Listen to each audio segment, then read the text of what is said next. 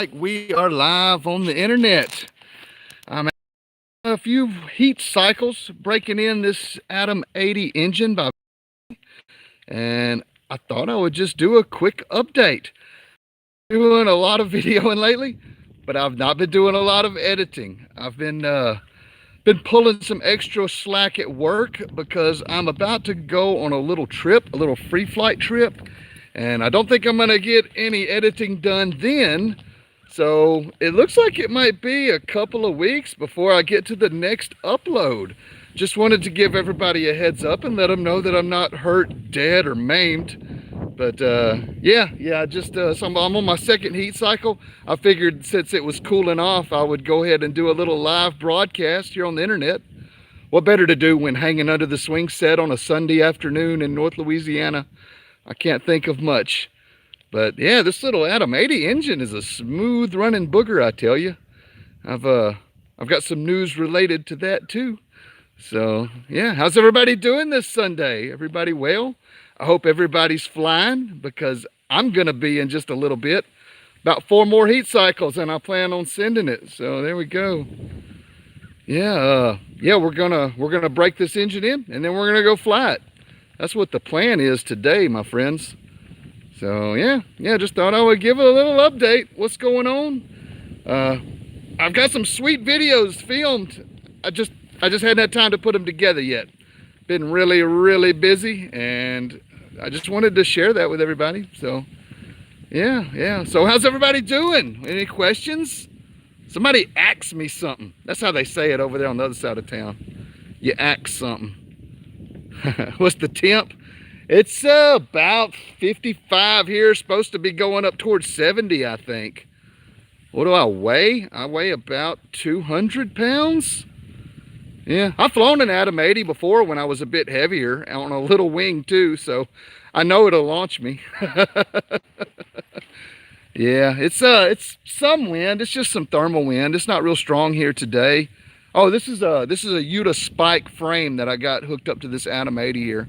Pretty nice. It's just like any frame, pros and cons to everything. So yeah, Palm Bay. I thought about going. That's kind of far out for weekend fly-in. I'm saving my off time to do like the endless foot drag this summer up in Kansas. That is a fantastic fly-in. If you're not going to that, you should reconsider because I think everybody is going to be there.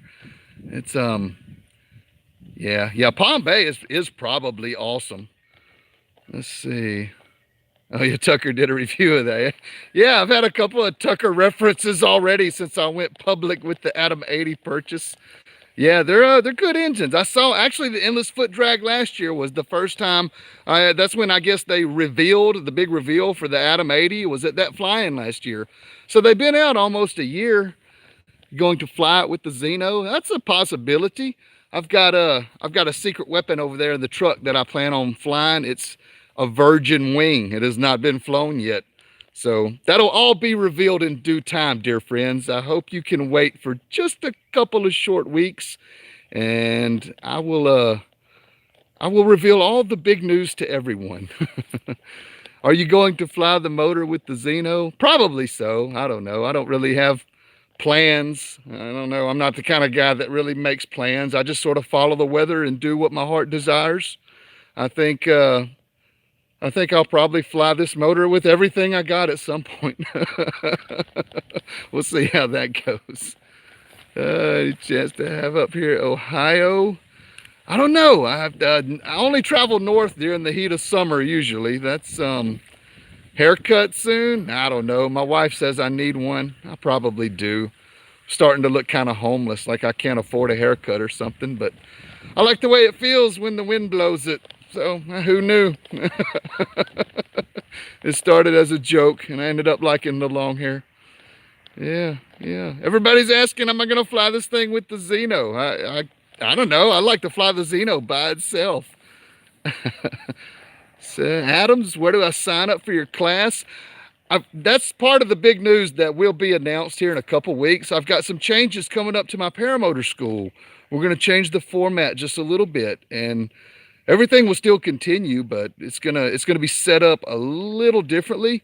Until then, everything is as is. You can go to my school page, the Kalos School of Paramotor, and all training activities will be announced there, where I'm going to be, what the conditions look like, how it's going to go. Like today, for example, I'm going to be South Shreveport at a little field called Naylor Airport, and I'll be available for training there.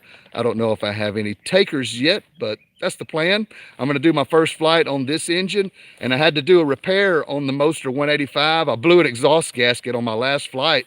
I was I was cruising along about 2,000 feet, actually videoing that tornado damage. I did a flight exactly after the tornado went by there, and I chased all the damage and got a good video of all the damage that happened. But on the way home, the paramotor started making a wacky sound, so I killed it, and I just glided it on in and landed at the house. And I broke it down today to see what hell, that was a week ago, and I'm just now getting to fixing the engine. And when I took it apart, I realized I had blown an exhaust gasket. So that was a quick fix. I had some exhaust gasket material in the shop, so I put that together, and it seems to work. I'm going to test fly it this evening as well. So this evening is going to be consisting of test flying a lot of stuff, I guess. I'll be doing the Moster repair, checking that. I'll be checking for loose nuts and bolts on this one because it's pretty new. I think I've maybe ran 2 or 3 liters through it at this point. I guess I got about 10 minutes left to let it cool. I figure we'll stay live until it's time to crank the sucker back up. It cranks really easy. I'm impressed with it's just a little flick of the wrist and this bad boy fires off. Or I don't know, do you call an Atom 80 a boy or is it a girl? Do your students borrow your equipment, Brian? Well, I'm stocking up. I will have gear available. Again, that news is coming. I hadn't fine-tuned the details yet, but the Kalos School of Paramotor is acquiring gear for student use at this point. I don't know how I'm going to set it up, whether it will be a rental option or if it will just come with a flat rate training plan. Not sure yet, but it's all going to come in due time, dear friends. Bear with me. Have a little patience. And yeah, don't buy anything yet if you're shopping, because that's the worst thing to do, is buy your gear before you learn how to use it or figure out if you even like it or not. So there's some wisdom to that. Everybody wants to get something right now. I see it all the time, and a lot of people do, and then they're like, oh damn, why did I do that? I should have waited, because this thing is so much more my style than this thing that I bought already. So yeah, I see that all the time. So always best to wait, train, and then get stuff in due time. Patience is something that they call it a virtue, and I see why, because everybody wants stuff right now, man. In this day and age, it's just a instant gratification day and age. You can get stuff on the internet, same day delivery in some places. But if you just wait it out, think on it, and go out, touch some stuff, you'll find out that what you think you want may not be what you want when it comes right down to it. And I just see so many people making the mistake of buying something and then realizing they probably should have waited. So always better to wait, but having this gear available for the school is going to be nice, because people can learn to fly, and then they can buy whatever they want. If they want something like this and they know they like it, it's good. And if they want to get something different, they'll have that experience. That'll let them try that new stuff. So yeah, do I think every PPG pilot should take an SIV? Brian, no, not unless you're going to be flying in thermic conditions. That's really where the SIV comes in handy, because rowdy air is about the only thing that's going to cause your wing to collapse. If you're just flying your paramotor in the evenings or the mornings when it's real docile, you'll likely never experience any reason to have, to do a stall or a collapse recovery. But if you plan on going out midday, I would recommend doing an SIV before you tackle those conditions, because that stuff can save you. It can save you and help you out a lot. And I recommend SIV if you're going to do that. But for just strict paramotor, and if you're just a lazy flyer mornings, evenings, it's not a necessary thing. It's something that I like it, but the hat logo. Oh, you took your first SIV. Oh, I think I saw your video. Were you the one that spiraled into the water, Brian? I think I saw that this morning when I was out here videoing sunrise thermals for an upcoming weather video that I'm working on. I've been collecting weather footage the last few weeks, and I plan on splicing all that together into a really cool thermal learning. Yeah, I saw that. Yeah, that's lessons learned, man. Sometimes they're learned the hard way. So good stuff. I'm glad you came out of that all right. That could have been rough, man. I'm sure it was. Could have been rougher, I guess, what I'm trying to say. But but yeah, I bet you took home a lot of education out of that SIV course. It's for sure. Midwest PPG. Tom, what's up, man? Good morning.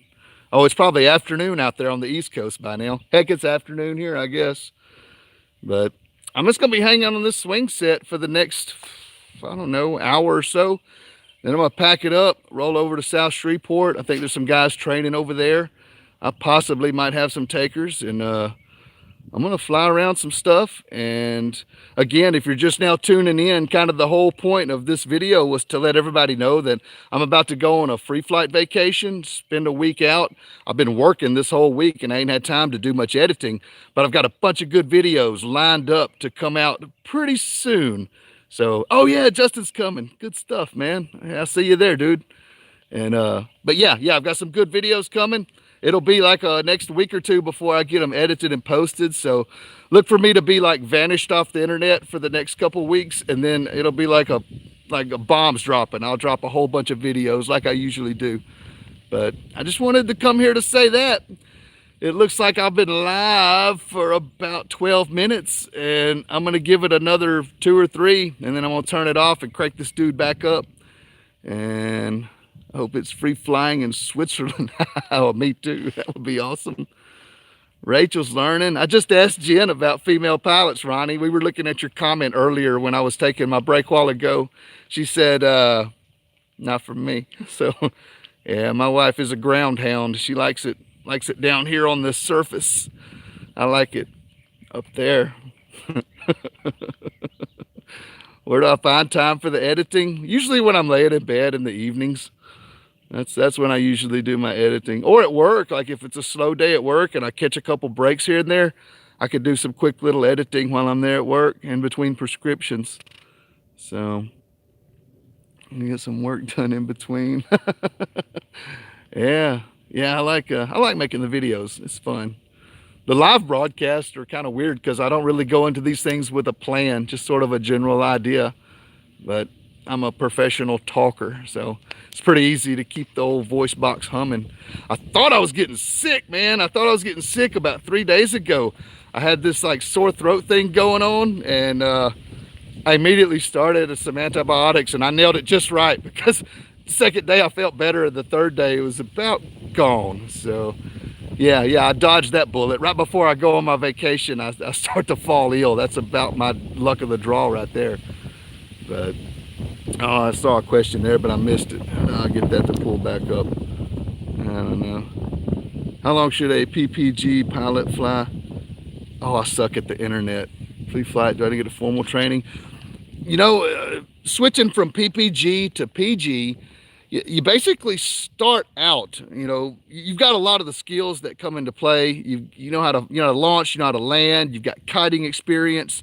But learning to fly paragliders, it's all about being able to do your spot landing and to deal with thermic conditions. So if you're a PPG pilot, like you know how to fly, you're established, and you want to pick up paragliding, the best thing to do is go take an SIV immediately and then start going out into some soft thermal conditions. You know, find your local pilots that are doing it and get some advice from them. They'll tell you what's going on with the air, with the launches, you know, whatever your local spot is. That's going to be the best thing for anybody to do if they want to convert over and do both, such as what I'm doing. And it takes time. It takes a lot of practice. You know, paragliding is a luxury. Paramotoring is just like, you know, that's your meat and potatoes. But when you go out for that paragliding flight, that's the caviar, man. That's the good stuff. When you can fuel your flight with sunshine, that's tip top right there. But you got to pick it just right. It's not every day that you can go paragliding, but you just about can paramotor every day. So pretty neat. It's great. Ted Nugent. Yeah, he's a pretty entertaining dude, I guess. Fun stuff. Well, there it is, guys. 15 minutes. I'm fixing to get off of here, and I'm going to do some more break-in on this dude right here. And I'll catch